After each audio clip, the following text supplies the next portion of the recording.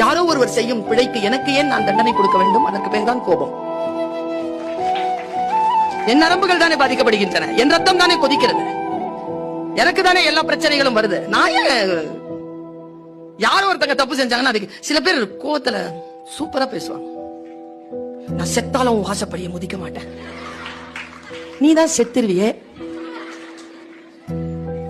நான் செத்தாலும் உன் மூஞ்சில முடிக்க மாட்டேன். Thank you so much. நல்லாவா இருக்கும் அது? ஏய், தெரியாமத்தான் கேக்குற, தெரிஞ்சு கேக்குற, சொல்லு. ஏய், நான் ஒண்ணு சொல்வேன், நீ தப்பா நினைச்சுக்க மாட்டியே. தப்பா நினைக்கிற மாதிரி ஏதோ சொல்ல போற, சொல்லு. I am ready, I am ready. மனச பதற வைக்கிறது இருக்குல்ல, பதறாத.